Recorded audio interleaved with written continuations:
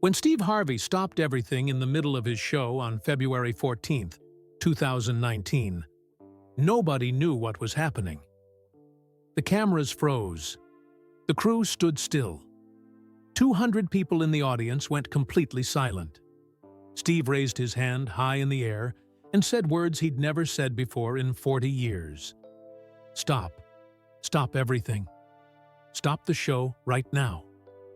A young woman named Marissa Chen was standing in the front row, holding an old notebook and crying.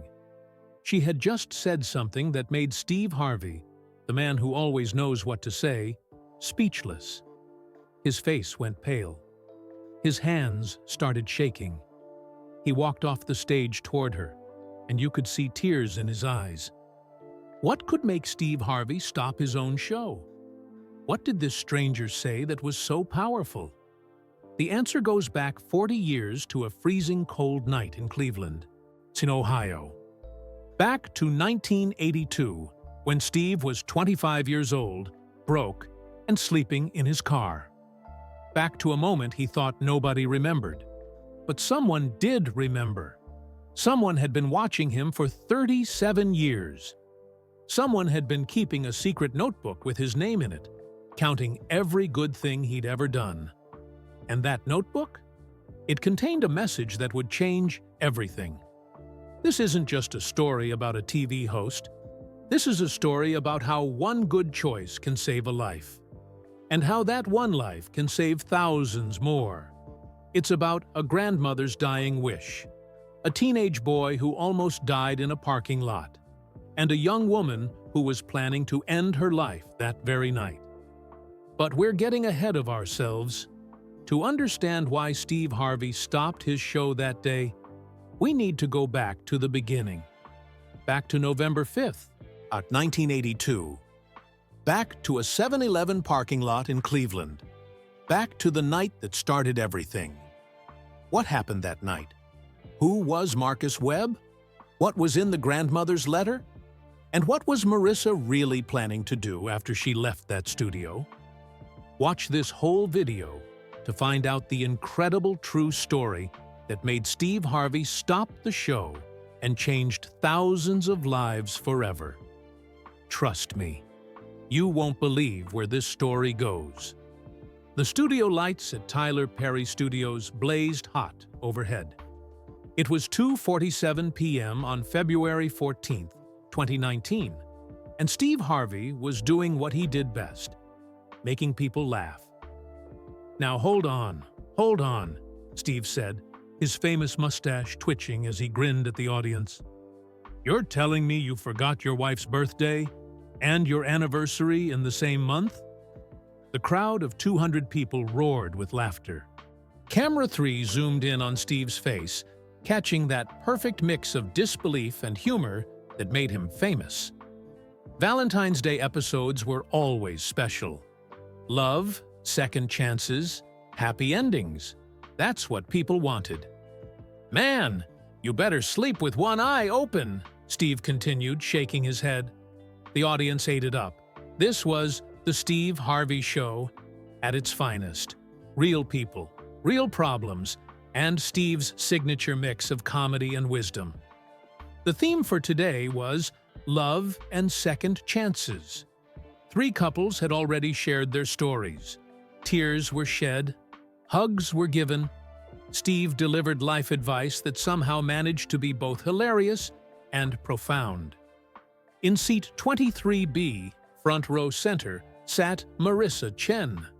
She was 29 years old with long black hair pulled into a neat ponytail. Her hands gripped a worn notebook so tightly her knuckles had turned white.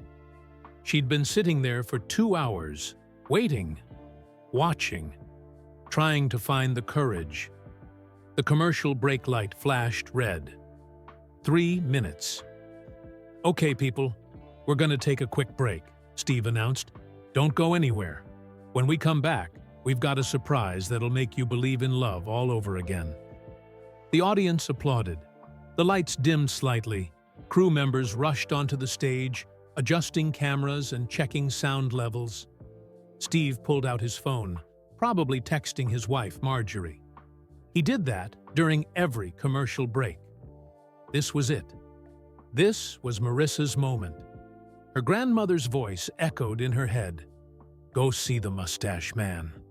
Tell him thank you for the happy. Those were practically her last words. 3 weeks ago, January 20th, 2019. Marissa had been holding her grandmother's hand in that hospital room in Sacramento when she died. And now here she was, in Atlanta, Georgia, in a TV studio, about to do something crazy. She stood up. Her legs felt like jelly. The notebook trembled in her hands. A production assistant noticed her standing and waved her to sit back down. But Marissa couldn't. She'd made a promise. Mr. Harvey? Her voice came out small, weak. Steve didn't hear her. He was still looking at his phone, chuckling at something. Steve, she said it louder this time. A few people in the audience turned to look at her. The production assistant was walking toward her now, probably to escort her back to her seat. Steve, I need to say something. Marissa's voice cracked, but it was louder now, desperate. This time, Steve looked up. His brown eyes found hers across the stage. For a second, he just stared at her. The entire studio seemed to hold its breath. Marissa started, then stopped. How do you say this? How do you explain?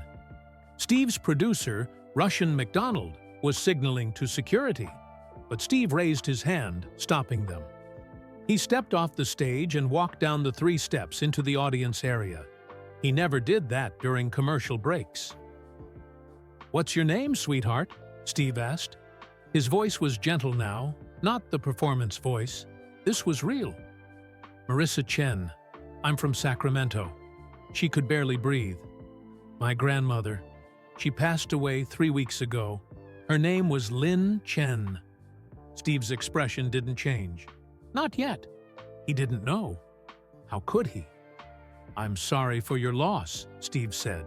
See, but we're in the middle of a taping. She wanted me to find you, Marissa interrupted. Her hands shook harder. She left me money in her will, $5,000. She said to use it to come here, to find you, to thank you. The commercial break was almost over. 30 seconds. Stage managers were getting anxious. Thank me for what, baby? Steve asked. Marissa opened the worn notebook. Inside was a photograph, yellowed with age. November 1982. A young Steve Harvey, barely recognizable, standing outside a hospital with a teenage boy. For saving Marcus Webb, Marissa said. The name hung in the air like a thunderclap. Steve Harvey's face went completely still. The color drained from his cheeks. His mouth opened slightly, but no words came out. For maybe the first time in his 40-year career in entertainment, Steve Harvey was speechless. Stop! Steve said suddenly, his voice barely above a whisper. Then louder. Stop! Stop everything! He raised his hand high in the air. The entire studio froze. Cameras stopped moving. Crew members halted mid-step. The audience went silent. Not the excited silence before a big reveal, but the shocked silence when something unexpected happens. Stop the cameras. Stop the show, Steve said. His hand was still raised. His eyes never left Marissa's face. Stop everything right now. Russian McDonald looked confused. In 15 years of producing Steve's shows, he'd never seen this. Nobody had. Steve walked closer to Marissa. He was only 5 feet away now, close enough that she could see his eyes were wet. How do you know about Marcus Webb? Steve's voice trembled. The commercial break was over, and they should be back on air. But nobody moved. 200 audience members sat frozen, watching this moment unfold. Even the crew seemed to understand. This was bigger than the show. This was real. Marissa's hands shook as she held up the notebook. Inside were pages and pages of notes, dates, newspaper clippings, a lifetime of records. "Marcus Webb was my uncle," she said, and her voice finally broke. Tears spilled down her cheeks. "And my grandmother spent 37 years watching you because of what you did for him. Because you saved his life." Steve took a step back. His hand went to his face, covering his mouth. The tough comedian, the man who'd survived homelessness and built an empire, looked like he might collapse. "That was 1982, Steve whispered. I didn't know what happened to them." "I know," Marissa said. "Sis, but they knew what happened to you. My grandmother never forgot." The silence in the studio was deafening. Finally, Russian made a decision. He signaled to the camera operators, "Keep rolling. Don't broadcast it, but document it." Whatever this was, it mattered. Steve reached out and took Marissa's hand. "Tell me everything," he said. And in that moment, on a Valentine's Day afternoon in Atlanta, a story that began 37 years ago in Cleveland, Ohio, was finally about to come full circle. 3 weeks earlier, Marissa Chen sat in her apartment in Sacramento, surrounded by cardboard boxes and the overwhelming silence of grief. Her grandmother was dead. The funeral had been 2 days ago, January 22nd, 2019. A cold Tuesday morning at East Lawn Memorial Park. 63 people came to say goodbye to Lin Chen, who had lived 89 years, worked 42 years at the Golden State Textile Factory, and raised 2 children and 1 granddaughter, mostly on her own. Marissa stared at the boxes containing her grandmother's belongings. She'd been avoiding them. Opening them meant accepting that Popo was really gone, that the woman who raised her, who taught her to be strong, who watched Family Feud every single night at 7 o'clock, was never coming back. Her phone buzzed. Her mother. "Marissa, did you find the envelope yet? The one from the lawyer?" "Not yet, Mom." Marissa's voice was flat. Everything felt flat now. "You need to look. Your Popo left specific instructions. It's important."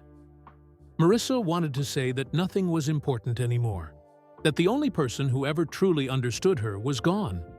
But she just said, "Okay, Mom, I'll look." She hung up and stared at the boxes again. Finally, she opened the one marked Important Papers. Inside were birth certificates, immigration documents, and old photos. Her grandmother came to America from Taiwan in 1967 when she was just 37 years old. She came alone after her husband died, bringing her teenage daughter, Marissa's mother, and dreams of a better life. At the bottom of the box was a large manila envelope with Marissa's name written in her grandmother's shaky handwriting. Marissa's hands trembled as she opened it. Inside was a letter from Jacobson and Associates, a law firm in downtown Sacramento. It was dated January 15, 2019, 5 days before her grandmother died. Lin Chen had written a will, and there was something specific for Marissa. And the letter explained that Lin Chen was leaving Marissa $5,000. But there were conditions. Very specific conditions.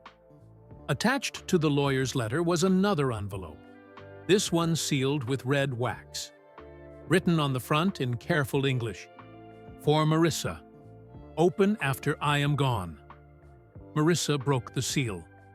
The letter inside was 2 pages, written in her grandmother's handwriting. The English wasn't perfect, but every word was clear. "My dearest Marissa, if you are reading this, I am with your grandfather now. Do not cry too much for me. I lived a long life. I was happy. I leave you $5,000, but you cannot spend it on bills or rent. You must use it for something special. You must go to Atlanta, Georgia. You must find Steve Harvey, the man with the mustache from TV. I know this sounds crazy, and your mother will think I had dementia at the end, but but I promise you, my mind was clear. In 1982, Steve Harvey saved your Uncle Marcus's life. You never met Marcus. He died before you were born. But he was my heart. He was my daughter's son, your cousin. And Steve Harvey saved him. I need you to find Steve Harvey and tell him thank you. Tell him what his kindness meant. Tell him that Marcus became a teacher because of him. Tell him that I watched his shows for 37 years because he gave me hope.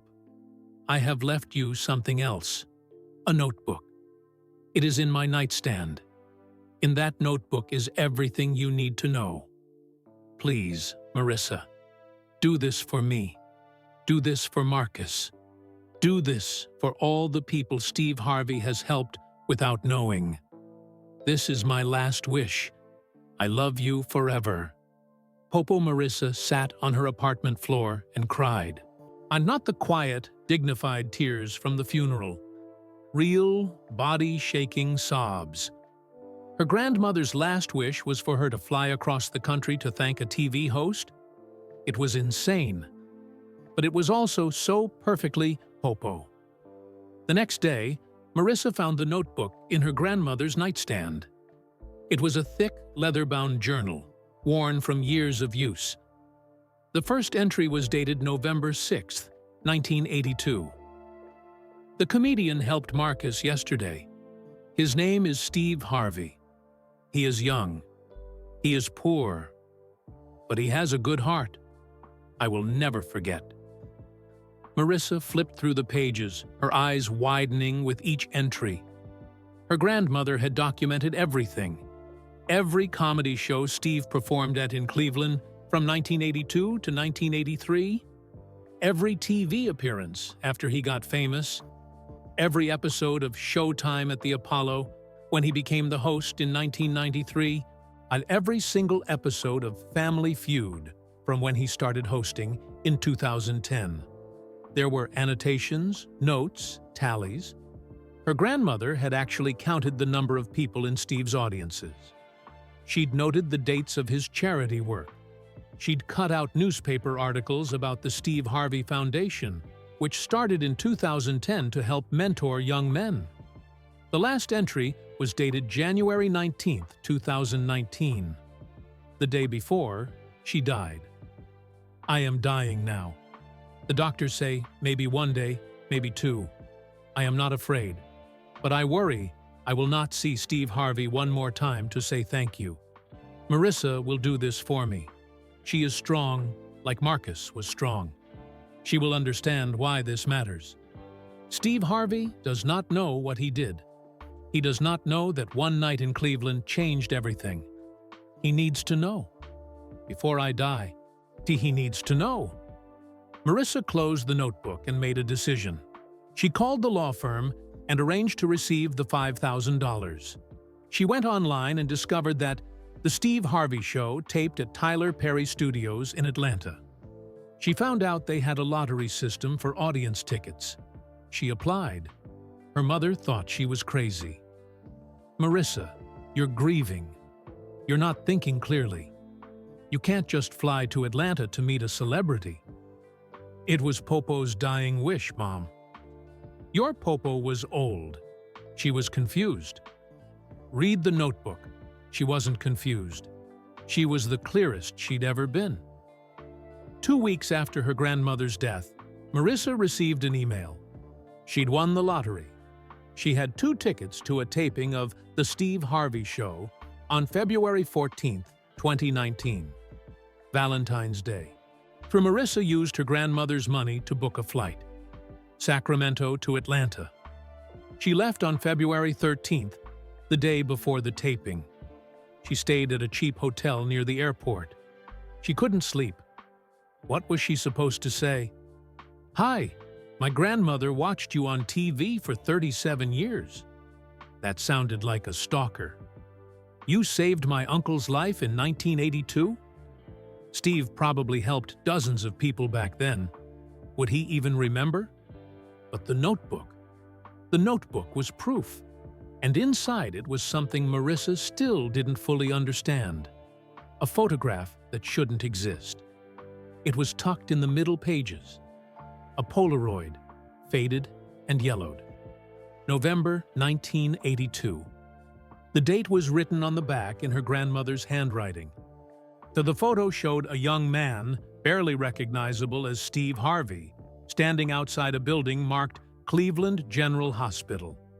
Next to him was a teenage boy with a black eye and bandaged arm. The boy was smiling despite his injuries. The young Steve had his arm around the boy's shoulders. How did her grandmother have this photo? She wasn't in it. But she must have taken it. Which meant she was there that night.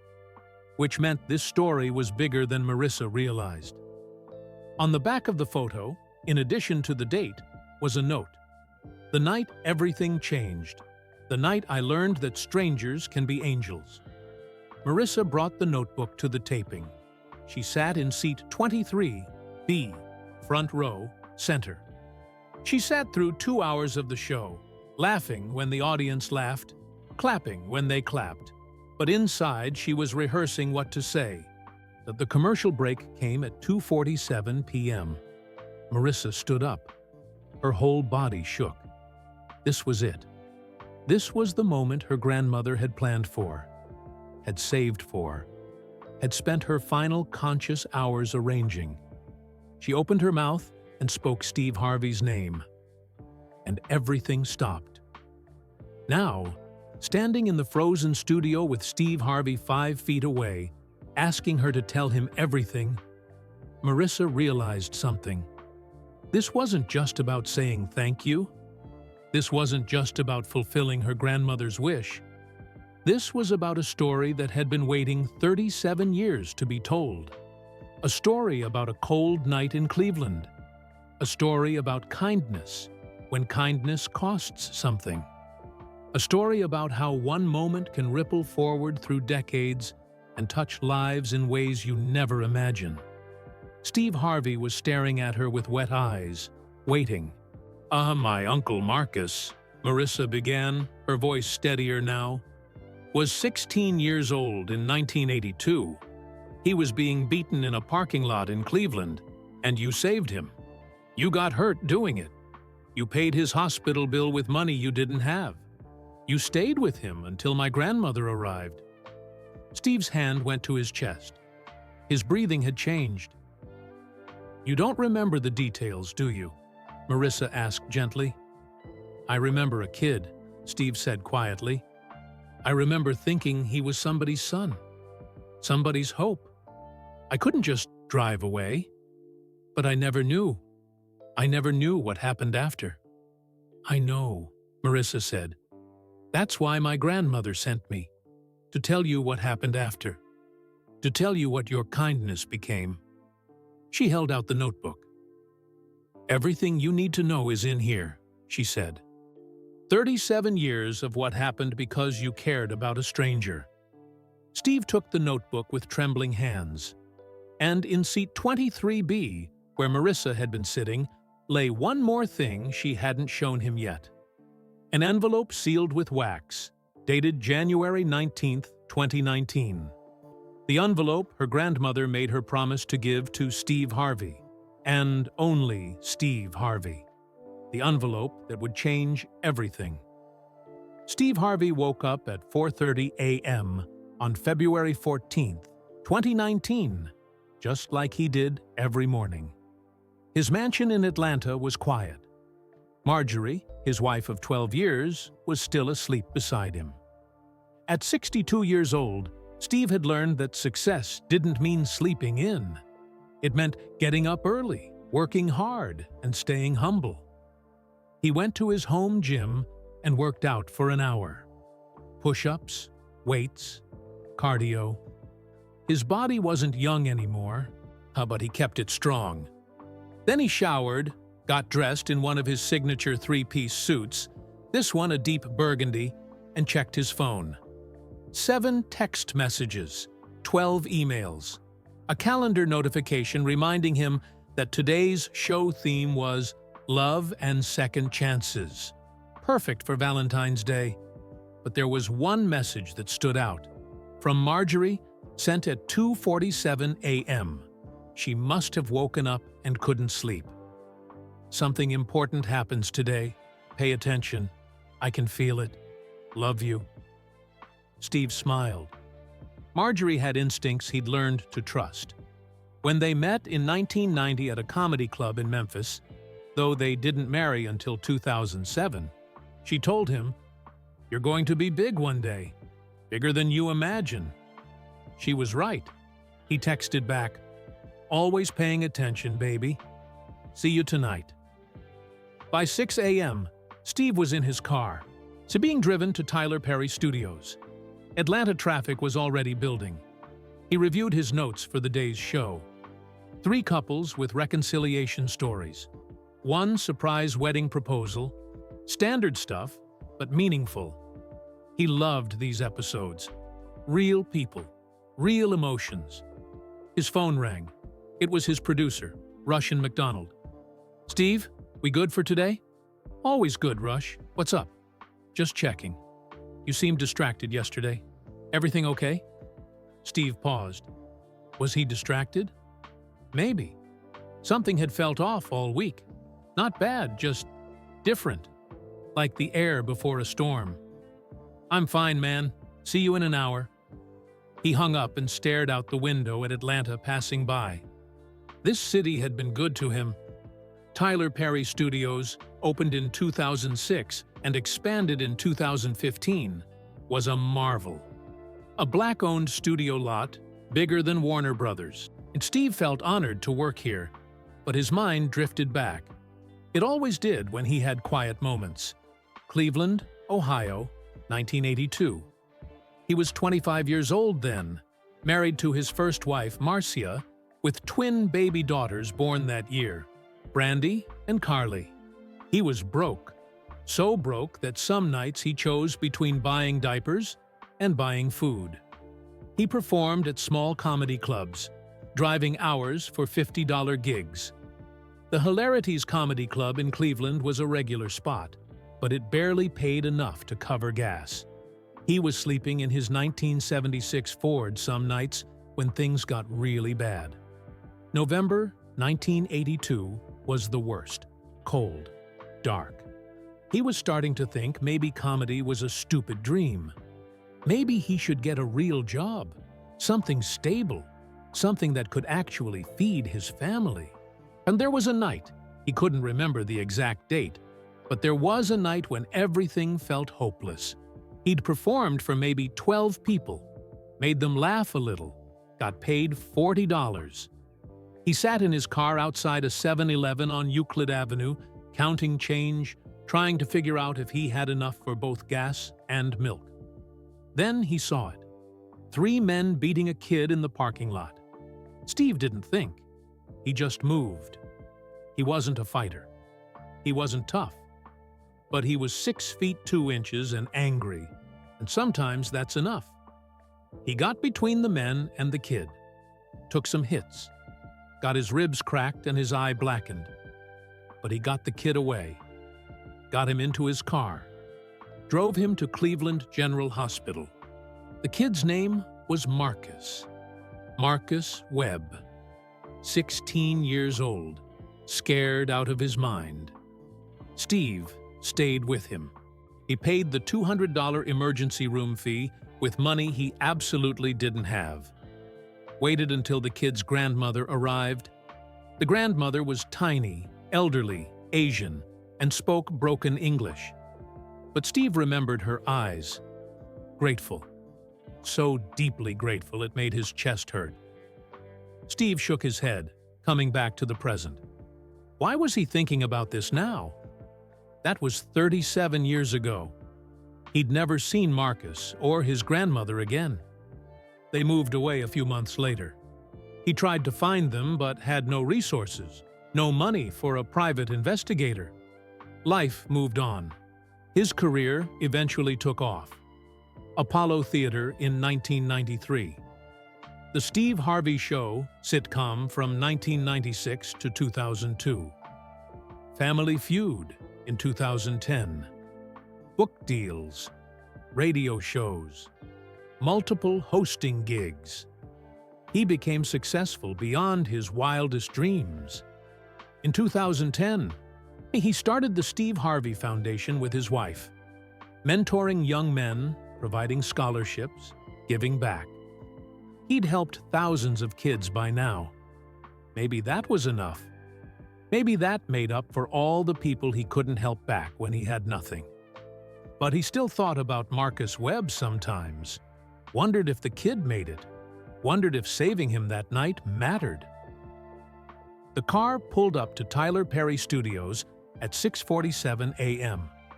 Steve got out, waved to security, and headed to his dressing room.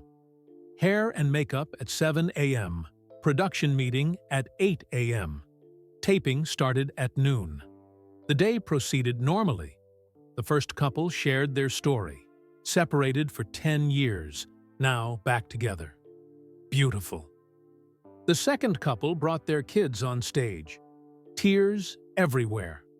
The audience loved it. At 2:30 p.m., they broke for a longer commercial segment to reset the stage for the surprise proposal. Steve checked his phone. Another text from Marjorie. "Whatever happens today, trust your gut. Some moments are bigger than they seem. Remember Cleveland." Remember Cleveland? Why would she say that? He never talked about Cleveland, about those dark days, about Marcus Webb. Steve felt a chill run down his spine. The commercial break stretched longer than usual. Technical difficulties with the lighting. Steve stood on stage, scrolling through his phone, when he felt it. That same feeling from this morning. Like the air before a storm. He looked up at the audience. 200 faces, all excited, all waiting for the show to continue. His eyes scanned the crowd randomly, settling on a young Asian woman in the front row. Seat 23B, and she was holding a notebook. Her hands were shaking. For just a second, their eyes met. And Steve saw something in her face. Desperation. Grief. Purpose. The technical issue was fixed. Lights came back up. Steve turned back to his notes. But something nagged at him. That woman. Why did she look so... "Mr. Harvey?" The voice was small, quiet, but it cut through everything. Steve looked up. The woman from seat 23B was standing. The notebook clutched to her chest. "Steve?" She said it louder now. The production assistant was moving toward her. Russian was signaling to security, but Steve raised his hand. "Stop." He stepped off the stage and walked toward her. 3 steps down into the audience. "What's your name, sweetheart?" His voice was gentle. "Marissa Chen. I'm from Sacramento." She was trembling. "My grandmother. She passed away 3 weeks ago. Her name was Lin Chen." Lin Chen. The name sparked something in Steve's memory. Something old. Something buried. "I'm sorry for your loss," Steve said automatically, "but we're in the middle of a taping. She wanted me to find you."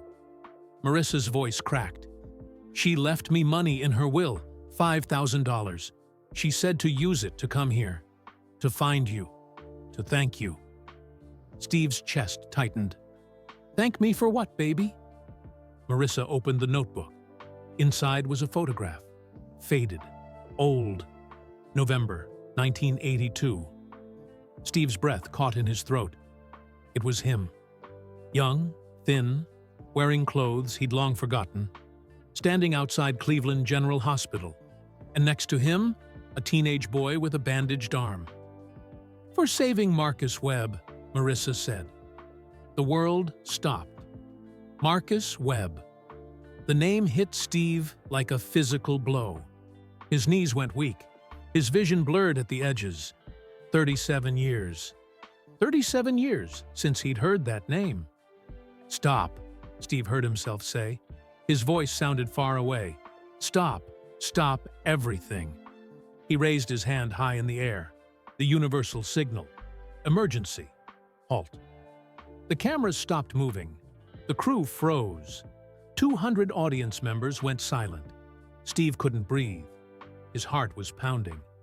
Marcus Webb, Lin Chen, the grandmother, the tiny woman who came to the hospital that night in Cleveland, who thanked him in broken English, who came to his comedy shows for months afterward, sitting in the front row, laughing even when she didn't understand all the jokes.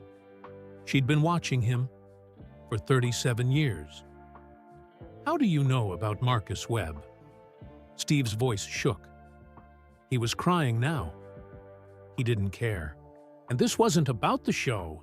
This wasn't about the cameras. This was about something bigger, something that reached across decades and touched the deepest part of who he was. Marissa held up the notebook. "Marcus Webb was my uncle, and my grandmother spent 37 years watching you because of what you did for him, because you saved his life." Steve felt Russian's hand on his shoulder, steadying him. His producer knew. Whatever this was, they were documenting it. "That was 1982, Steve whispered. I didn't know what happened to them." "I know," Marissa said, tears streaming down her face. "But they knew what happened to you. My grandmother never forgot." Steve reached out and took Marissa's hand. This young woman who flew across the country because her dying grandmother asked her to, who stood up in a TV studio to deliver a message 37 years in the making.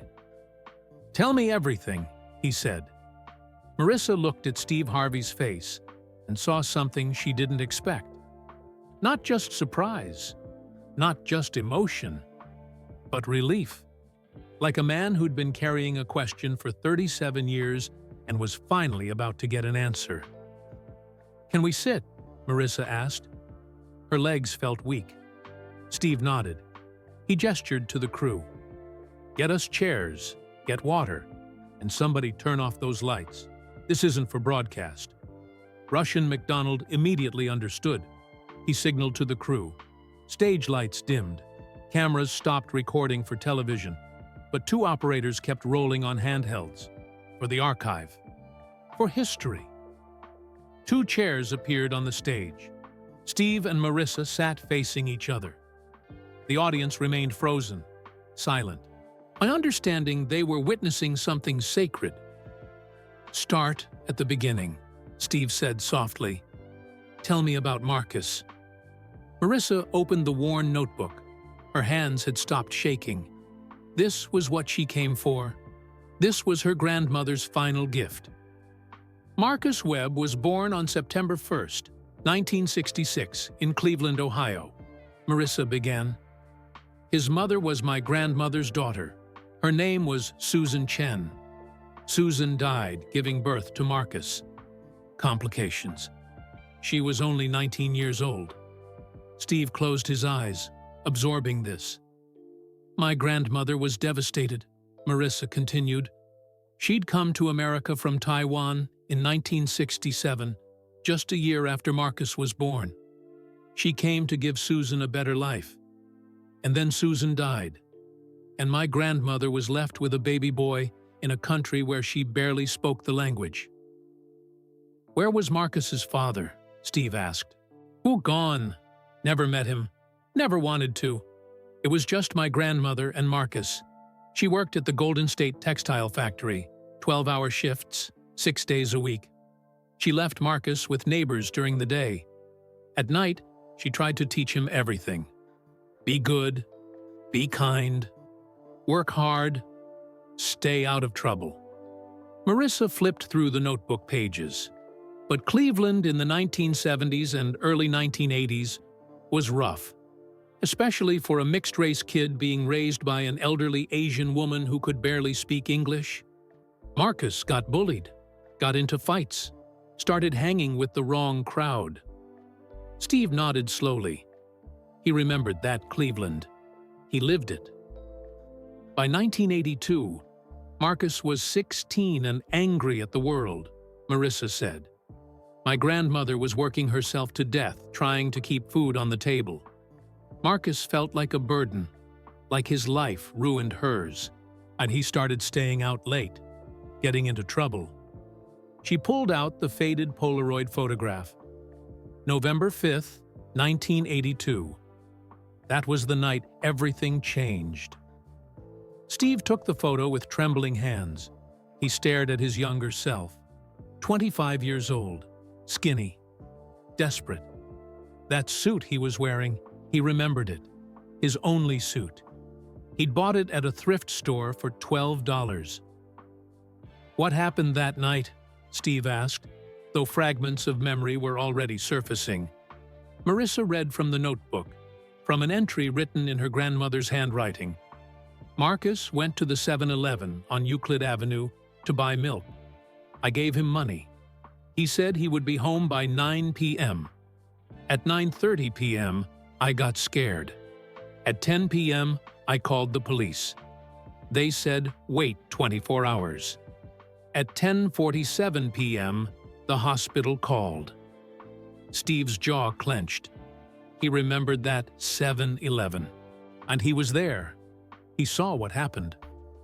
3 men were in the parking lot, Marissa continued, her voice steady now, telling a story she'd memorized. They were older, maybe in their 20s. They started harassing Marcus, asking him for money. He said he didn't have any. They didn't believe him. The memory flooded back to Steve. He'd been sitting in his Ford, parked at the edge of the parking lot, counting quarters and dimes, trying to decide if he had enough for both gas and groceries. The dome light in his car was broken, so he was using a flashlight. He heard shouting, looked up, saw 3 men surrounding a kid. They started hitting him, Marissa said quietly, punching him, kicking him when he fell. Marcus tried to protect himself, but he was just a kid.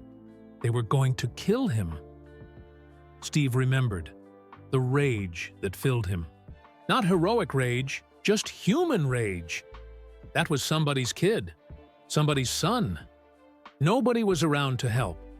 The parking lot was empty except for him. I didn't think, Steve said aloud, the memory sharp now. I couldn't sit there and watch. You got out of your car, Marissa said. You ran toward them. You're 6 feet 2 inches, and you were yelling. The men turned on you instead. Steve touched his ribs unconsciously. They'd healed wrong. To this day, if the weather was cold, they ached. 37 years later, his body still remembered. They hit you, Marissa said, broke your ribs, gave you a black eye, but you didn't stop. You got between them and Marcus. You grabbed Marcus and pushed him toward your car. The men ran when car headlights turned into the parking lot. Someone else was arriving. Steve nodded. I got the kid, got Marcus, into my car. He was bleeding, crying, terrified. I asked him where he lived. He was in shock, couldn't answer clearly. So I just drove to Cleveland General Hospital. The emergency room wanted payment up front, Marissa said. $200 for treatment. You didn't have it, but you gave them everything in your wallet. $47 from your comedy show that night. Then you wrote them a check for the rest, knowing it would probably bounce. Steve laughed bitterly. It did bounce. Cost me another $35 in overdraft fees. I ate ramen noodles for 2 weeks. The hospital treated Marcus, Marissa continued. Broken arm, bruised ribs, cuts and contusions. You stayed with him for 3 hours. My grandmother didn't have a phone at home. The hospital had to send police to find her. Yet she came running to the hospital at midnight, terrified her grandson was dead. Steve remembered the tiny woman bursting through the emergency room doors, her face wet with tears. The way she grabbed Marcus and held him. The way she turned to Steve and bowed. Deep, formal. A bow of profound gratitude. She didn't speak much English, Steve said, but she said thank you, over and over. Thank you. You paid for a cab to take them home, Marissa said. That was another $15 you didn't have. Steve had forgotten that part, but yes, He drove them to the front of the hospital and paid for their cab because his car was a mess, and they'd already been through enough. "I went home that night at 2 a.m., Steve said. My wife Marcia was furious. I was bloody, broke, and had just bounced a check. She asked me if I was insane. Maybe I was. You weren't insane, Marissa said firmly. You were human. You saw someone who needed help and you helped. That's not insane. That's beautiful." Steve wiped his eyes. "I never knew what happened after. Your grandmother, Lynn, she came to my comedy shows for months. Every show I did at Hilarities, she was there. Front row. Brought friends. They didn't speak much English, but they laughed anyway. She understood more than you thought," Marissa said. "She just couldn't speak it well, but she understood. She understood that you made people happy, and she wanted to support you the only way she knew how. Then one day she was just gone," Steve said. "May or June of 1983. I asked around. Someone said they moved. I tried to find them, but I didn't have resources. Didn't have money for phone calls or investigators. I just hoped they were okay." Marissa flipped to a page in the notebook dated May 15th, 1983. "We are moving to Sacramento today. Marcus got accepted to a special school program there. A fresh start. I am sad to leave Cleveland. Sad to stop watching the comedian perform. But Marcus needs this. He needs to be away from this place. Away from the memories. I will miss the mustache man who saved my grandson. I will never forget him." "She moved for Marcus," Steve said, "to give him a better chance." "Yes," Marissa confirmed, "but she never forgot you. Never stopped watching you. When you got on television, first the Apollo Theater in 1993, then your sitcom in 1996, then Family Feud in 2010, she watched everything, recorded everything, took notes." Steve shook his head in disbelief. "Why? Why track me for all those years?" Marissa met his eyes. "Phew, because you changed everything, Steve. That night changed Marcus's entire life. And my grandmother never wanted to forget the man who cared about a stranger when caring had a cost." "What happened to Marcus?" Steve asked. The question he'd been afraid to ask. "You said he was your uncle. You said was." Marissa's face fell. Fresh tears came. "Marcus died in 2001. He was 35 years old." Steve's heart sank. "How?" "Car accident," Marissa said. "But not a random one. Not a senseless one. Marcus became a teacher, Steve. He taught at Sacramento High School. On September 3, 2001, he was driving 3 of his students home from late tutoring. A drunk driver ran a red light. Marcus swerved to avoid hitting them head-on. He crashed into a tree instead." Steve's hand covered his mouth. "The 3 students survived," Marissa said, but her voice breaking. "Marcus died on impact. He was 25 minutes from his 36th birthday. He sacrificed himself to save his students. Just like you sacrificed yourself to save him." The studio was silent except for the sound of crying. Not just Steve and Marissa. Audience members. Crew members. Russian McDonald had tears streaming down his face. "He became a teacher because of you," Marissa said. "My grandmother told me the story." After that night in 1982, Marcus asked her, "Why did that man help me? He didn't know me. He got hurt because of me. Why?" And my grandmother said, "Because good people exist. Because kindness exists. Because you matter to someone, even if it's a stranger." Steve was openly sobbing now. Marcus decided that if a stranger could care that much about him, he should care that much about strangers too. And he went back to school, graduated high school in 1984, went to college, became a teacher in 1990. For 11 years, he taught history and mentored at-risk youth. He saved dozens of kids from the path he almost went down. "Because I helped him one night," Steve whispered. "Because you helped him one night," Marissa confirmed. "One night. 3 hours of your time. $200 you didn't have. And it rippled forward for 19 years. Until Marcus died, saving 3 more kids. And those 3 kids went on to graduate, go to college, have families of their own." Steve stood up abruptly. He walked to the edge of the stage, his back to everyone, his shoulders shaking. Marissa gave him space. The audience gave him space. This moment belonged to him. Finally, Steve turned around. His face was wet, but his voice was steady. "I almost quit comedy that week," he said. "The week I helped Marcus. I was so broke, so tired, so convinced I was failing my family. I thought, what's the point? I'm not making a difference. I'm not helping anyone." He looked at Marissa. "Your grandmother, Lynn, she kept me going.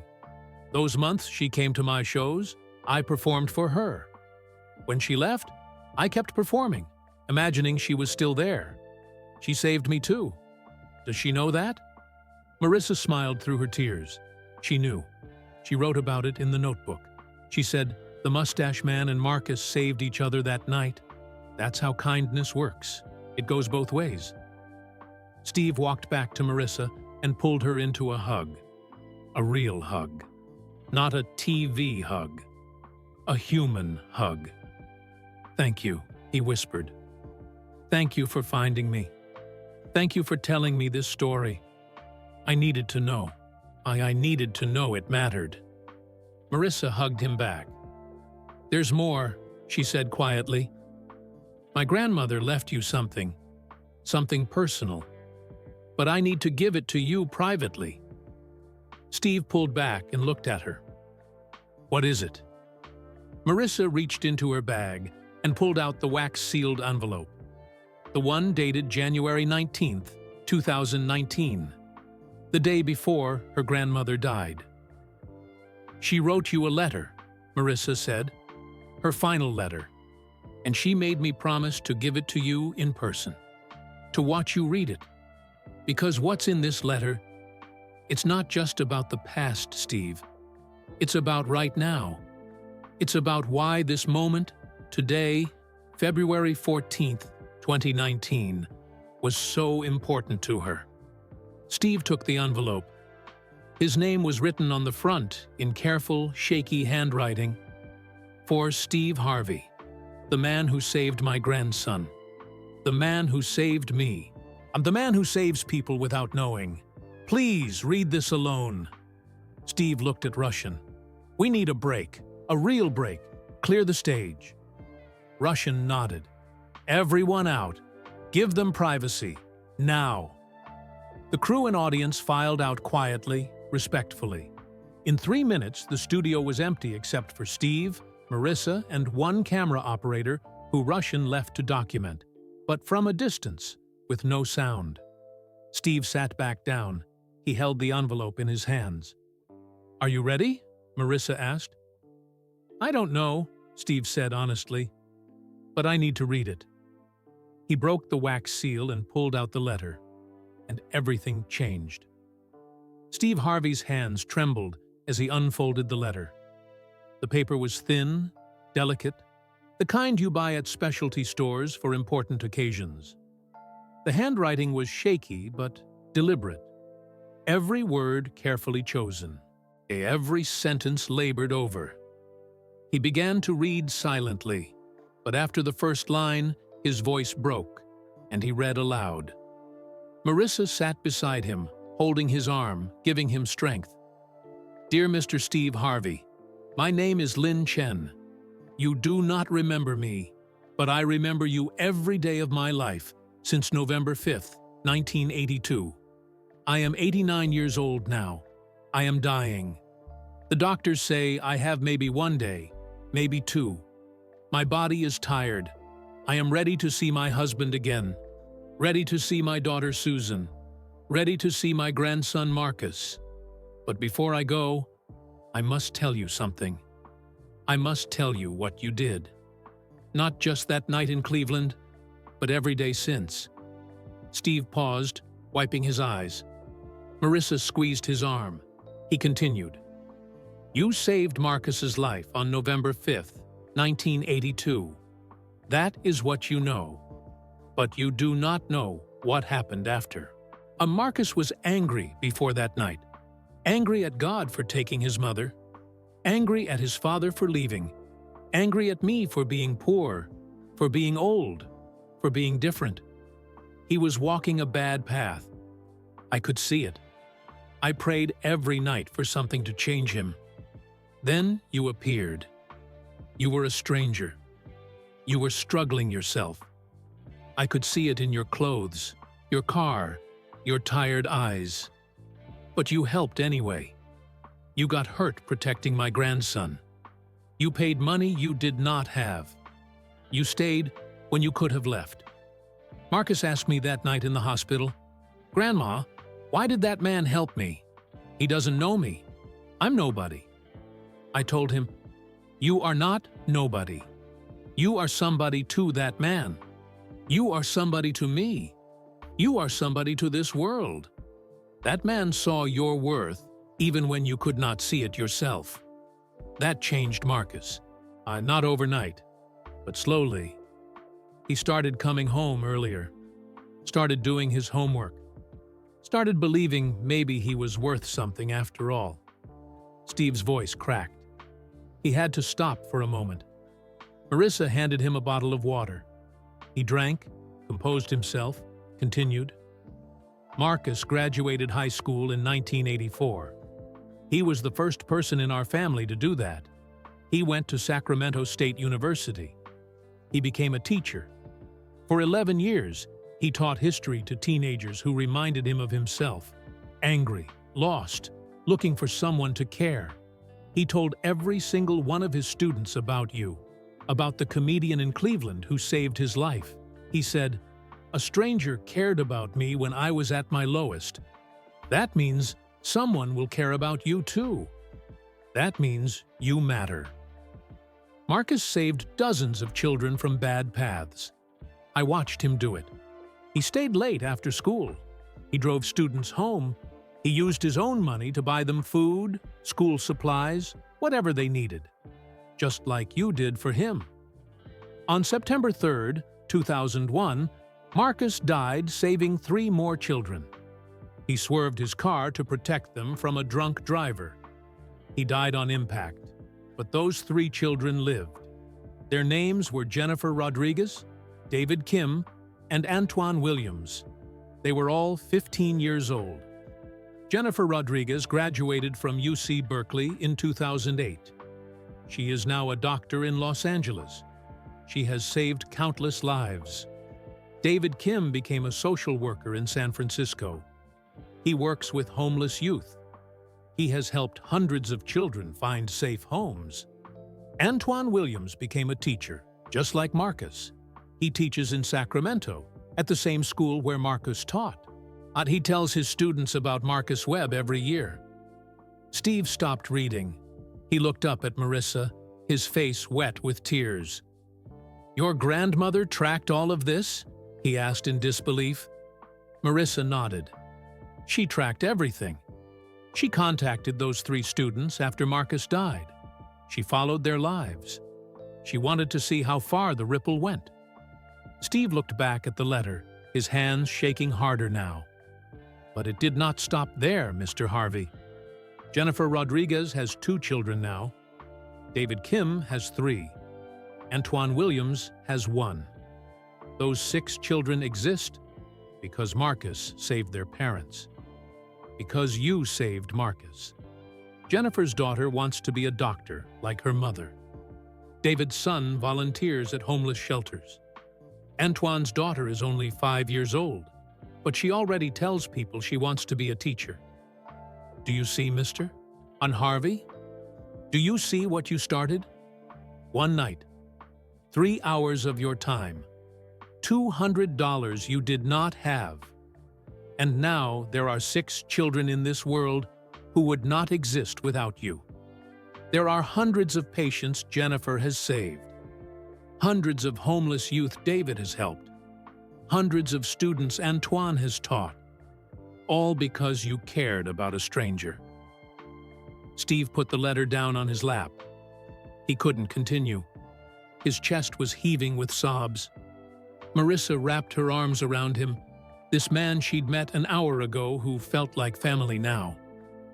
"I didn't know," Steve whispered. "I didn't know any of this. I just did what anyone should do." "That's the point," Marissa said gently. "That's exactly the point. You did what anyone should do, but most people don't. You did." Steve picked up the letter again. There was more, and he had to finish it. "After Marcus died in 2001, I wanted to die too. My heart was broken. First my husband, then my daughter, then my grandson. Everyone I loved was gone. I turned on the television that night, September 3rd, 2001. I do not know why. I just needed noise, needed to not be alone with my grief. And you were there. You were on some comedy show. I do not even remember which one. But you were making people laugh. And somehow, through my tears, you made me laugh too. Just for a moment. Just for one breath. But it was enough. I thought, Marcus would want me to laugh. Marcus would want me to live. So I kept watching you. Every show. Every appearance. I started keeping this notebook in 2001. Every time you made someone laugh, I wrote it down. Every time you helped someone on your shows, I counted it. For 18 years, I watched you. You became my companion, my friend, though you did not know I existed. I counted 23,847 people I saw you help directly on your television shows. People you gave money to. People you gave advice to. People you made laugh when they needed it most. But the real number is bigger. Much bigger. Every person you helped went home and was kinder to their family. Every person you made laugh shared that joy with others. Every person you gave hope to passed that hope forward. You saved Marcus. Marcus saved 3 children. Those 3 children are now saving others. And you, Mr. Harvey, have saved thousands, maybe millions. The ripples go on forever. Steve was barely breathing now. The weight of this revelation was crushing and uplifting at the same time. I am dying now, but I am not sad. I lived a long life, and I saw my grandson become a good man. I saw you become successful and use that success to help others. I saw the ripples of that one night in Cleveland spread farther than I ever imagined. I give my granddaughter Marissa $5,000 to find you, to thank you, to tell you this story. But there is one more thing I must tell you. One more reason why this is so important. Marissa does not know this yet. I did not tell her. But I must tell you. Marissa is suffering. She has been suffering for a long time. Steve's eyes shot to Marissa. She looked confused, shaking her head. "What does she mean?" Marissa asked. "What is she talking about?" Steve continued reading, his voice barely above a whisper now.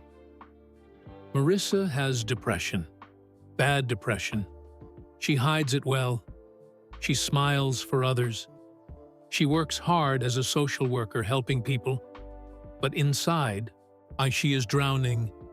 She has thought about suicide many times. She has planned it. She has come very close. The only reason she is still alive is because I made her promise to deliver this message to you first. I am dead now. You are reading this letter, which means Marissa kept her promise, which means she is still alive. But Mr. Harvey, she needs help. She needs someone to intervene for her the way you intervened for Marcus. She will not tell you this herself.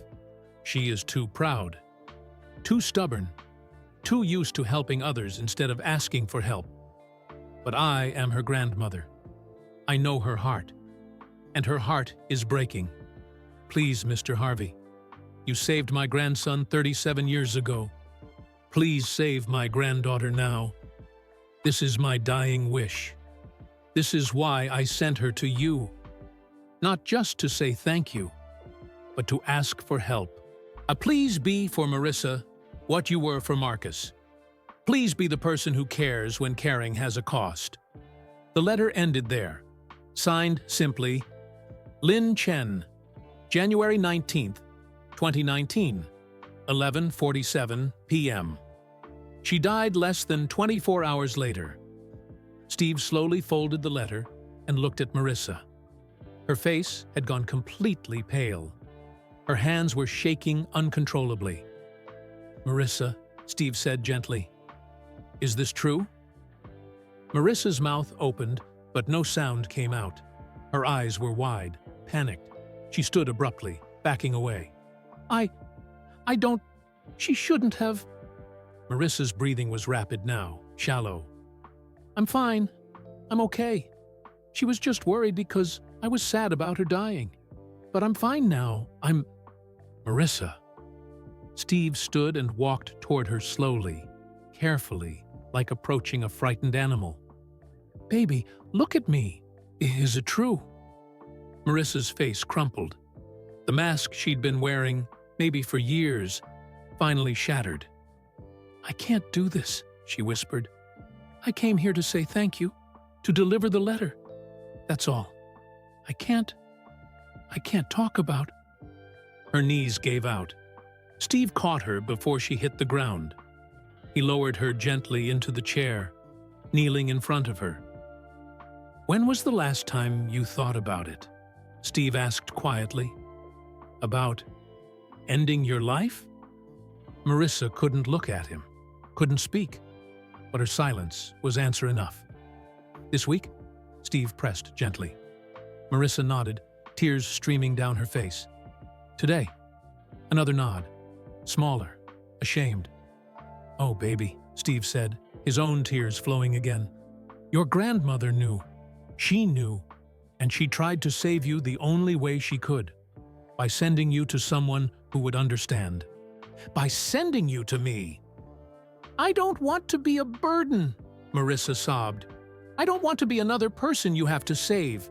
You've already done so much. You saved Marcus. You've helped thousands of people. I'm nobody. I'm just..." "Stop." Steve's voice was firm now. "Stop right there. You are not nobody. You are somebody. You are Lin Chen's granddaughter. You are Marcus Webb's family. You matter. You hear me? You matter." Marissa looked at him finally, her eyes red and swollen. "Your grandmother gave you $5,000 and sent you across the country," Steve said.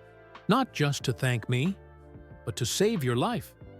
She knew I would read that letter. She knew I would help. Because that's what I do. That's what I've always done." He took both of Marissa's hands in his. "I stopped this show today because I saw it in your eyes," Steve said. "Throw that same look Marcus had in 1982. That look that says, 'I don't know if I can keep going.' And I couldn't let you walk out of here carrying that alone. I couldn't let history repeat itself." Marissa broke down completely, sobbing into her hands. Steve pulled her into a hug and held her while she cried. Held her the way he'd held Marcus 37 years ago in that Cleveland hospital. Held her the way someone should hold every person who's hurting. "We're going to get you help," Steve said. "Real help. Therapy. Medication if you need it. Support. Whatever it takes. I'm not letting you go through this alone." "Why?" Marissa asked through her tears. "Why do you care? You don't know me." Steve pulled back and looked at her with fierce intensity. "Because your grandmother spent 18 years watching me on television," he said. "Oh, 18 years counting the people I helped. 18 years believing I was someone who cared.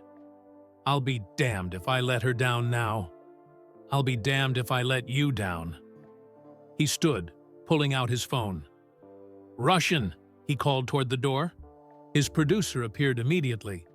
"I need you to cancel everything for today, all of it, and get me the number for Dr. Patricia Williams. She's a psychiatrist in Atlanta, specializes in crisis intervention. Get me her personal number. Tell her it's an emergency. Tell her Steve Harvey is calling in a favor." Russian didn't ask questions. He just nodded and pulled out his own phone. Steve turned back to Marissa. "I'm staying with you until we get you safe," he said. "Until we get you help. Until I know you're going to be okay. That's not negotiable." Marissa stared at him in disbelief. "So you're going to cancel your show? For me?" "I stopped the show for you," Steve said. "Canceling it is easy. You are more important than any television program. Your life is more important than anything else happening today." For the first time since her grandmother died, Marissa felt something other than grief and hopelessness. She felt hope. 4 hours later, Marissa Chen sat in a comfortable office at Northside Hospital in Atlanta. Dr. Patricia Williams, a kind-faced black woman in her 50s, sat across from her. Steve Harvey sat in the corner of the room, present but quiet, keeping his promise. "Tell me what you're feeling right now," Dr. Williams said gently. Marissa looked at her hands. "Embarrassed, like I'm wasting everyone's time." "You're not," Steve said from the corner. "Don't even think that." Dr. Williams glanced at Steve, and then back to Marissa. "How long have you been having suicidal thoughts?" Marissa hesitated. This was the question, the one she'd been avoiding for months, years, if she was honest. "Since college," she finally admitted. "On and off. But it got really bad after my grandmother got sick. And after she died." Her voice trailed off.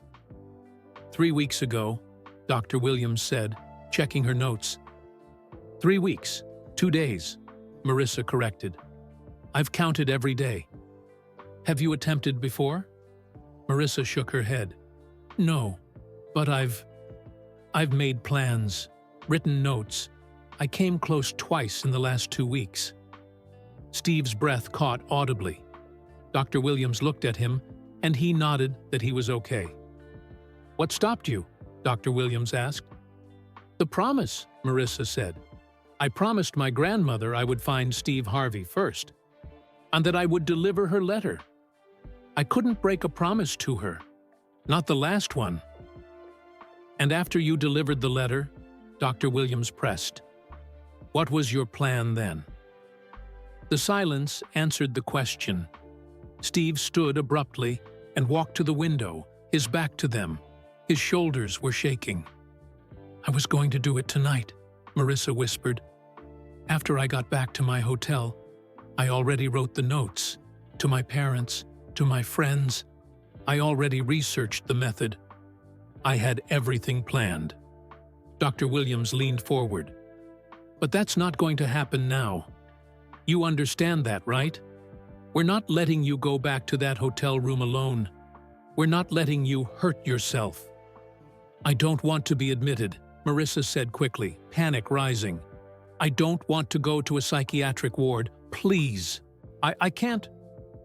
"You're not being admitted unless you're in immediate danger to yourself," Dr. Williams said calmly. "But we need to create a safety plan. Right now, today, and you need to agree to it." Steve turned around, his eyes red. "I'm taking her home with me," he said, "to my house. Marjorie and I have room. She's not staying in a hotel. She's not going back to Sacramento until we know she's stable." "Steve, you can't," Marissa started. "I can and I will," Steve said firmly. "Your grandmother sent you to me for a reason. She trusted me with your life. I'm not going to fail her. I'm not going to fail you." Dr. Williams looked between them. "That could work, actually. A supportive environment with people who care. But Marissa, you need to commit to treatment. daily therapy sessions while you're here, medication evaluation, a crisis hotline numbers programmed into your phone, check-ins every few hours. And you need to call your parents, Steve added. Tonight. They need to know what's happening. Marissa's face fell. They don't know. They don't know any of this. They'll be so disappointed. They'll be relieved, Steve corrected. They'll be grateful someone caught you before it was too late. Trust me on this. Dr. Williams spent the next hour creating a detailed safety plan. Phone numbers for the National Suicide Prevention Lifeline, 1-800-2738-225. Local crisis centers, a schedule for therapy appointments, a list of coping strategies, triggers to avoid, people to call when the thoughts got loud. By 7 p.m., they were done. Marissa looked exhausted, but also lighter somehow. Like a weight had been acknowledged even if it hadn't been lifted yet. Steve drove her to his mansion in Buckhead. The sun was setting over Atlanta, painting the sky orange and purple. They rode in silence for a while before Marissa spoke. "Why are you doing this?" she asked. "Really, I know what my grandmother's letter said. But you don't owe me anything. You don't owe her anything.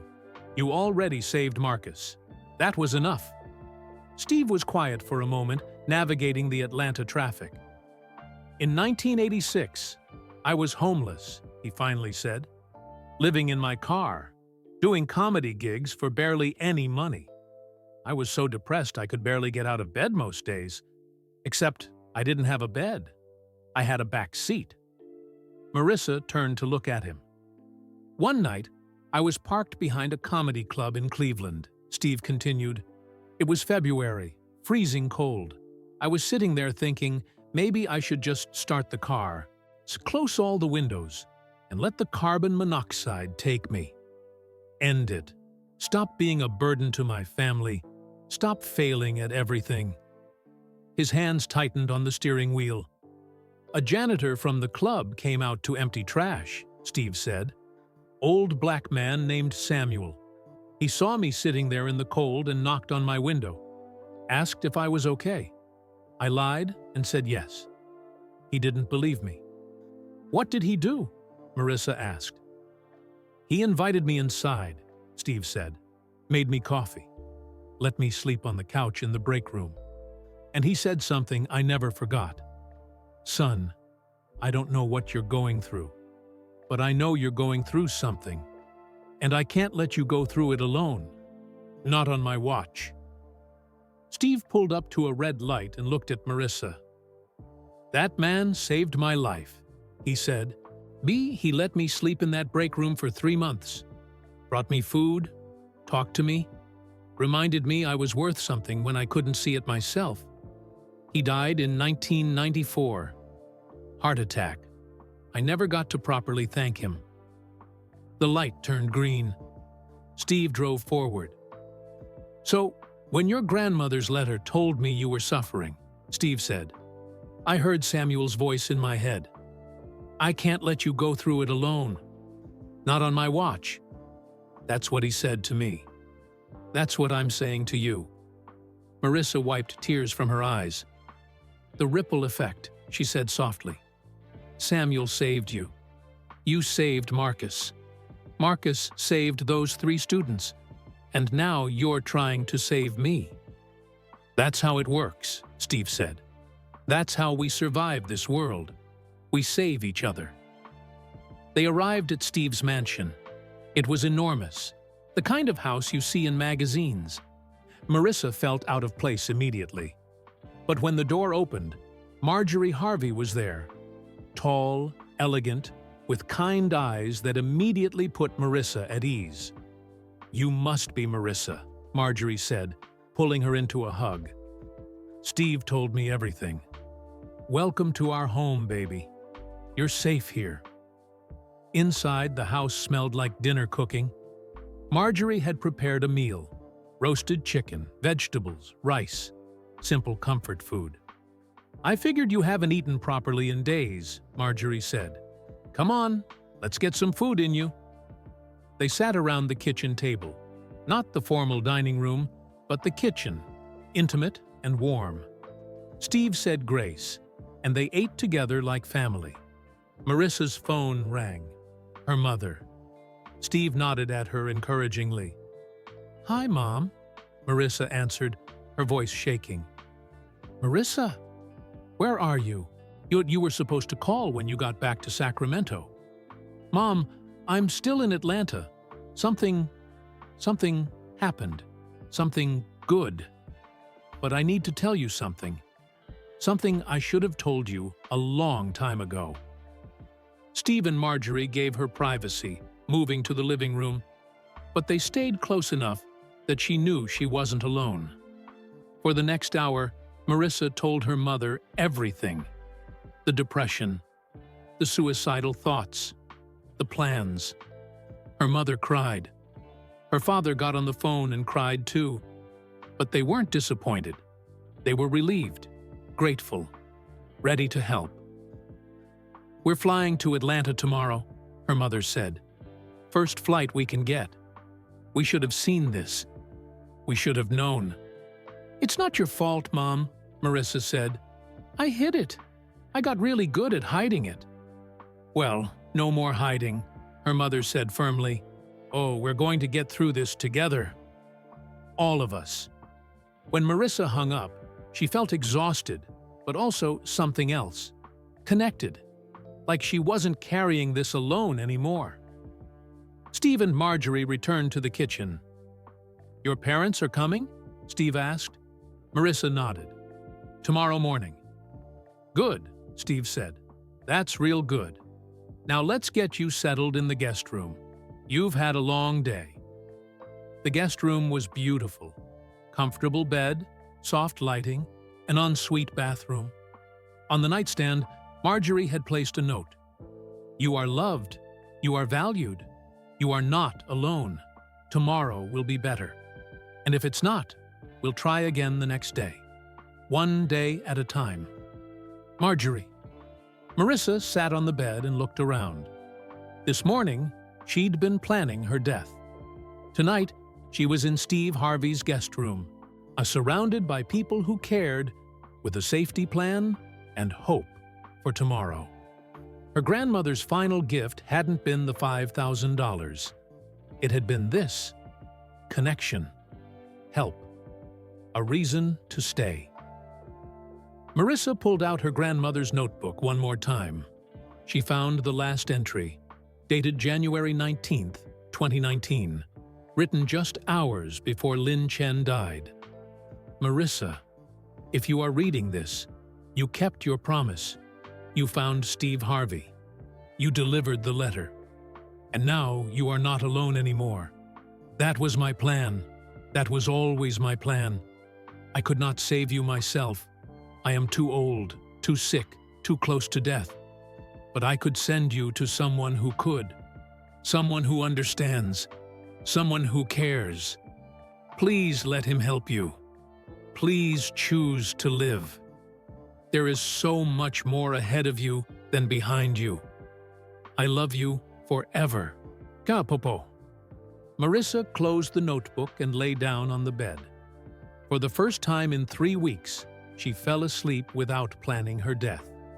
She fell asleep planning tomorrow. Morning came slowly. Marissa woke to sunlight streaming through white curtains and the smell of coffee drifting up from downstairs. For a moment, she forgot where she was. Then it all came back. The studio, the letter, Steve Harvey, everything. She checked her phone. 7:23 a.m., February 15th, 2019. She'd made it to another day. There were text messages. Her mother. "On the plane now. Land at 11:45 a.m. I love you so much." Dr. Williams. "Good morning, Marissa. First therapy session at 2 p.m. today. Looking forward to seeing you." And one from a number she didn't recognize. "This is Russian, Steve's producer. Just wanted you to know. What happened yesterday mattered. See, you mattered. Keep going." Marissa got dressed and went downstairs. Steve was in the kitchen, already in a three-piece suit, navy blue today, reading the newspaper. Marjorie was making pancakes. "Morning, sweetheart," Marjorie said. "How'd you sleep?"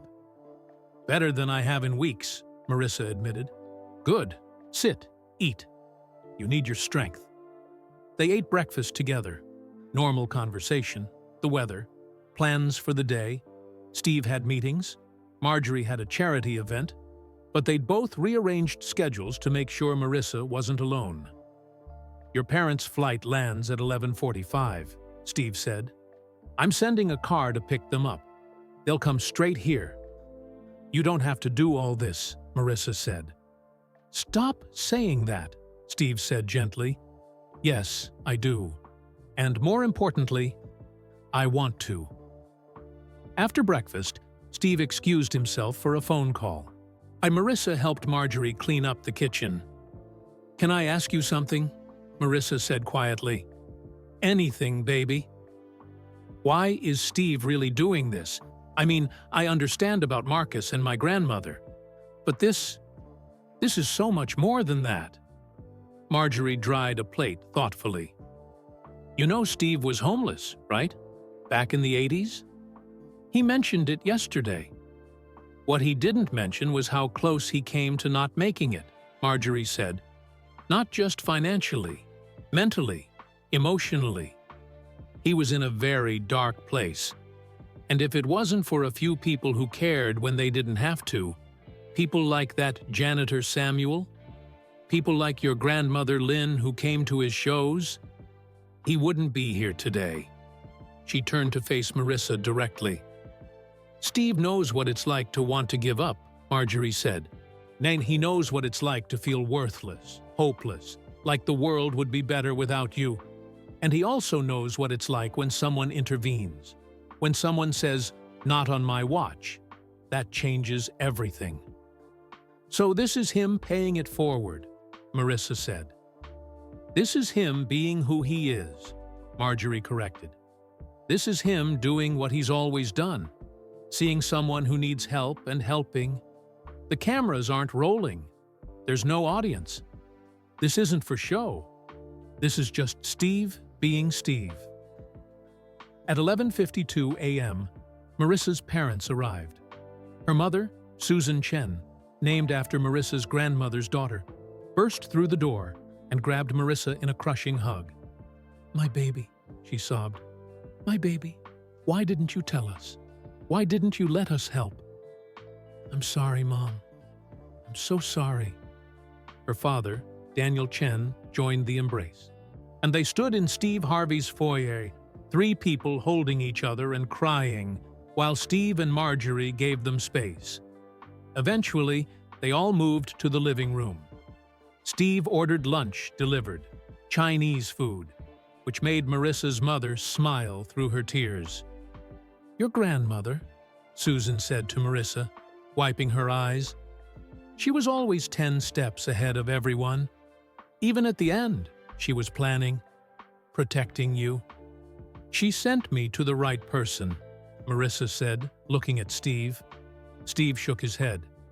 "She sent you to someone who understood, that's all. But we've got a lot of work ahead of us. This isn't fixed overnight." "We know," Daniel said. "We're prepared to stay in Atlanta as long as necessary. We're going to do this right, as a family." At 2 p.m., Marissa went to her therapy session with Dr. Williams. Her parents went with her, sitting in the waiting room. Steve stayed home but called to check in afterward. The session was hard, really hard. Marissa talked about things she'd buried for years.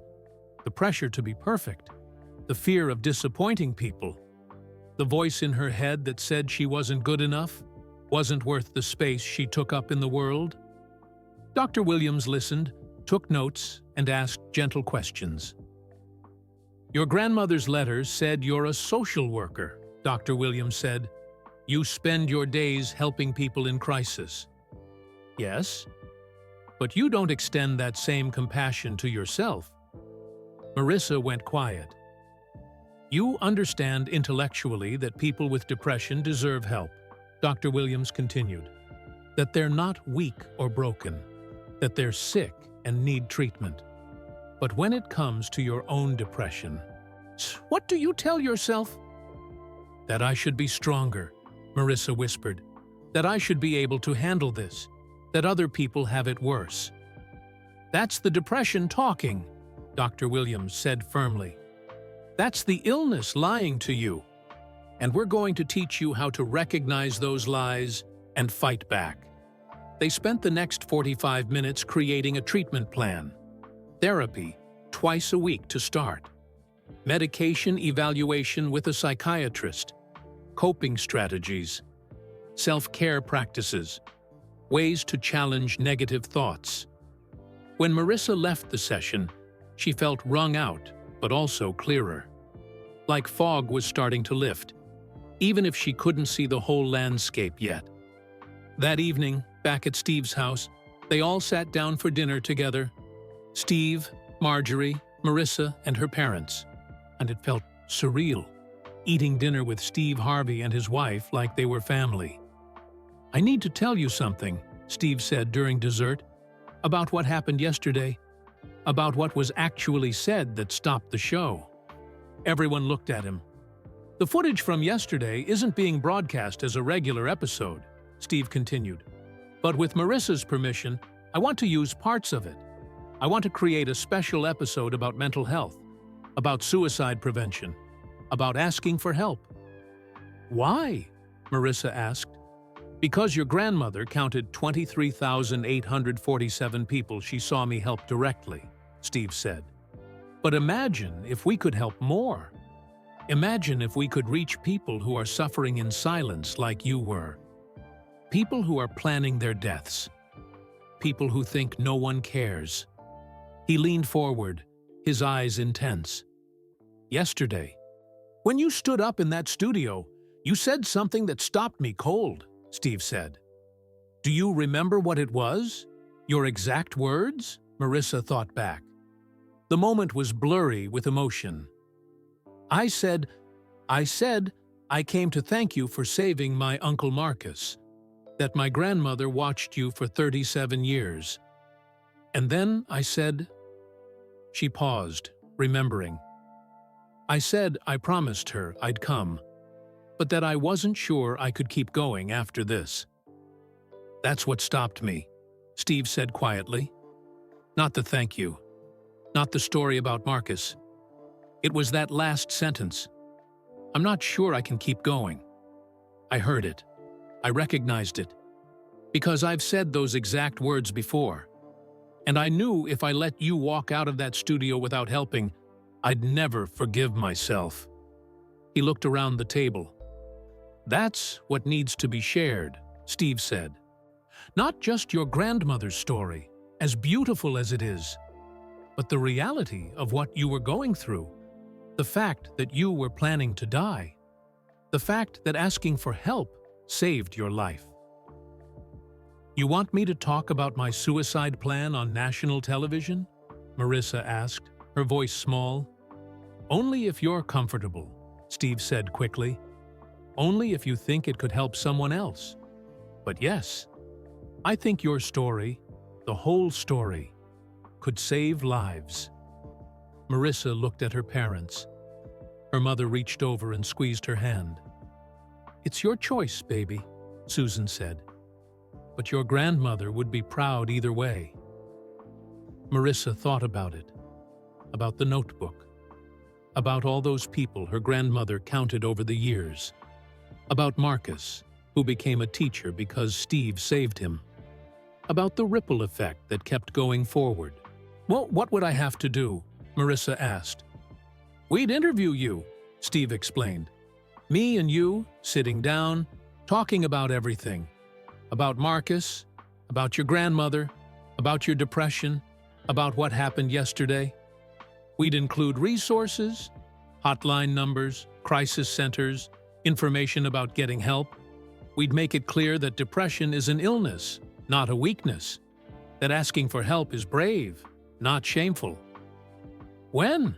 Marissa asked. Not until you're ready, Steve said. Could be a month from now, 2 months, 6 months. Whenever you're stable enough and feel strong enough. There's no rush. Marissa looked down at her plate. Then she thought about her grandmother's last words in the notebook. Please choose to live. There is so much more ahead of you than behind you. Okay, Marissa said. I'll do it. But I need time. I need to get better first. You got all the time you need, Steve said, smiling. All the time in the world. Later that night, Marissa sat in the guest room with her mother. They talked for hours about the depression, about the signs Susan had missed, about the future. I'm so sorry, Mom, Marissa said. I'm sorry for hiding this, for planning to leave you. Don't apologize, Susan said firmly. You were sick. You are sick. But we're going to get you well. Together. She pulled out a small photo, one Marissa had seen 100 times.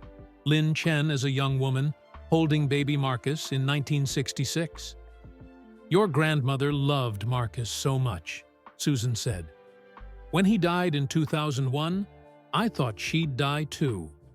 But she found a reason to keep living. She found you. And then she found Steve Harvey on TV, and she found purpose in watching him help people. Susan looked at her daughter with fierce love. Now you need to find your reasons to keep living, she said, and we're going to help you find them every single day, one day at a time. Marissa nodded, crying but also smiling. One day at a time, she repeated. Outside, Atlanta glowed with city lights. Inside Steve Harvey's mansion, a young woman who'd been planning her death 48 hours ago was instead planning her life. The ripple that started in Cleveland in 1982 continued forward. And it was far from over. 4 years later, March 1st, 2023, Marissa Chen stood backstage at the Steve Harvey Foundation's annual Youth Summit in Chicago. Her hands weren't shaking anymore. She'd learned to manage that over the years. The anxiety, the fear, the voice that sometimes still whispered she wasn't good enough. But today, that voice was quiet. She was 33 years old now, 4 years removed from that February day in Atlanta when she'd planned to die. 4 years of therapy, medication adjustments, hard work, setbacks, and victories. 4 years of learning to live. You ready? Steve Harvey appeared beside her, wearing a sharp gray suit. He was 66 now, a few more lines around his eyes, but the same warm presence. I think so, Marissa said. How many people? About 1,200 in the auditorium, Steve said. Another 50,000 streaming online. Marissa took a deep breath. 50,000 people were about to hear her story. Remember what Dr. Williams taught you, Steve said. You're not reliving the trauma. You're sharing your survival. A big difference. Big difference, Marissa repeated. The special episode they'd filmed in June 2019, 4 months after that day in February, had aired on September 10, 2019, World Suicide Prevention Day. It was called The Ripple Effect, How One Act of Kindness Changed Everything. The episode showed the footage from February 14, 2019. Marissa standing up in the audience. Steve stopping the show. The raw, unedited emotion. Then it cut to the interview they filmed months later, where Marissa, stable and in recovery, talked openly about her depression and suicidal ideation. They included Lin Chen's story, Marcus Webb's story, the photograph from 1982, the notebook with 23,847 tallies, the letter, everything. At the end, Steve looked directly into the camera and said, "If you're watching this and you're thinking about ending your life, please call this number, 1-800-273-8255. That's the National Suicide Prevention Lifeline. Please don't die. Please choose to stay. The world needs you, even if you can't see it right now. The episode reached 2.3 million viewers that first night. Within a week, it had been viewed over 8 million times online. The National Suicide Prevention Lifeline reported a 14% increase in calls in the month following the broadcast. The foundation received 847 letters from people who said the episode saved their lives. 847 people. Marissa kept every single letter. Now, 4 years later, she was about to speak publicly for the first time since that episode aired. She'd spent the years in between focusing on her recovery, completing intensive therapy, finding the right medication combination, and rebuilding her life. She moved back to Sacramento but stayed in close contact with Steve and Marjorie. They talked weekly. They'd become family in the truest sense, not by blood, but by choice and circumstance. Marissa had also written a book. It was published in January 2023, 2 months ago. The title, The Mustache Man and the Ripple: How One Night in Cleveland Changed Everything. The book told the complete story: Marcus Webb, Lynn Chen, Steve Harvey, and Marissa's own struggle with depression. It became a bestseller within 3 weeks, not because of celebrity gossip or scandal, but because it was honest, raw, real. Reviews called it devastatingly beautiful and required reading for anyone touched by mental illness.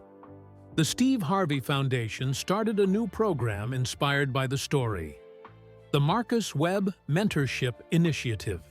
And it provided mental health resources and mentoring for at-risk youth, specifically those struggling with depression and suicidal thoughts. In 4 years, the program had helped over 3,000 young people. 5 minutes, a stage manager called out. Steve put his hand on Marissa's shoulder. Your grandmother would be so proud of you. You know that, right? Marissa smiled. I know. I feel her sometimes, like she's still watching. She is, Steve said with certainty. She's watching, and she's smiling.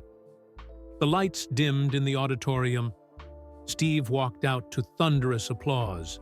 Marissa watched him on the monitor backstage as he addressed the crowd of young people, teenagers and young adults from across the country, all part of the Foundation's programs. Today, I want to tell you a story, Steve began. It's a story about a cold night in Cleveland in 1982. A story about a scared kid named Marcus Webb. A story about his grandmother, Lynn Chen. And a story about a young woman named Marissa Chen, who almost didn't make it to her 30th birthday. He paused, letting that sink in. But she did make it, and she's here today to tell you how. Please welcome Marissa Chen. Marissa walked onto the stage. The applause was deafening. She sat in the chair next to Steve, looking out at 1,200 faces. Young faces, hopeful faces, some probably struggling with the same demons she'd fought. Hi, she said into the microphone. Her voice was steady. 4 years ago, on February 14th, 2019, I sat in the audience of Steve's show planning to die. That night, after I delivered my grandmother's letter, I was going to go back to my hotel room and end my life. The auditorium was completely silent now. I had it all planned out, Marissa continued. Notes written, method researched. I was done. I couldn't see a future, couldn't imagine tomorrow. The pain was so loud I couldn't hear anything else. She looked at Steve, who nodded encouragingly. But my grandmother knew, Marissa said. Even in her final hours, she knew I was suffering. And she did something extraordinary. She sent me to someone who would understand. Someone who had been where I was. Someone who would care enough to intervene. Marissa spent the next 45 minutes telling the story. Not just the facts, But the feelings, the darkness, the hopelessness, the shame of admitting she needed help, the terror of being vulnerable, the slow, painful climb back to wanting to live. She talked about the bad days that still came, the medication, the therapy, the strategies she used when the depression tried to pull her under again. "Recovery isn't linear," she said. "I still have hard days. Days when getting out of bed feels impossible. Days when the voice in my head says terrible things. But I have tools now. I have people. I have reasons to stay." She pulled out her phone and showed a photo on the big screen. A little girl, maybe 18 months old, with bright eyes and a huge smile. "This is Lynn," Marissa said, "named after my grandmother, my daughter. She was born in November 2021. If I had died in February 2019, she wouldn't exist." The audience gasped. Steve's eyes filled with tears. "I think about that sometimes," Marissa said. "So about what I would have erased if I'd gone through with it. Not just my own future, but hers. And maybe someday she'll have children, and I would have erased them too. The ripple doesn't just go backward, it goes forward." She showed another photo. Marissa and her husband, James, whom she'd met in 2020 at a mental health advocacy event. He'd lost his brother to suicide and dedicated his life to prevention work. "I got married in June 2021, Marissa said, "to a man who understands, who doesn't judge my bad days, who reminds me on the hard days why I'm fighting. If I had died in 2019, I never would have met him, never would have experienced this love." More photos flashed on the screen. Marissa graduating with her master's degree in clinical social work in 2022. Marissa speaking at mental health conferences. Or Marissa with groups of young people, mentoring them through the Marcus Webb Initiative. "I've helped 127 people through crisis in the last 4 years," Marissa said. "Young people who were where I was, who couldn't see tomorrow. I've sat with them, listened to them, connected them with resources, and all 127 of them are still alive today." She let that number sit. 127 people who exist in the future. "Because I chose to exist," Marissa said. "Because Steve Harvey stopped his show that day. Because my grandmother sent me to the right person. Because I said yes to help when every part of me wanted to say no." She stood up and walked to the front of the stage. "If you're sitting here today and you're struggling," Marissa said, her voice strong and clear, "please hear me. Please believe me. It gets better. Not immediately, not magically, but it does get better. The pain you feel right now is not permanent. The hopelessness is lying to you. You matter. Your life matters. The ripple you create matters." Tears streamed down faces throughout the auditorium. "My grandmother used to say that kindness ripples forward in ways we can't imagine," Marissa continued. "Steve Harvey saved Marcus Webb in 1982. Marcus became a teacher and saved 3 students in 2001. Those 3 students have saved others.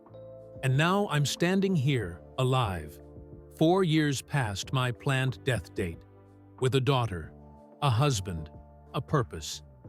And I've helped 127 people choose life."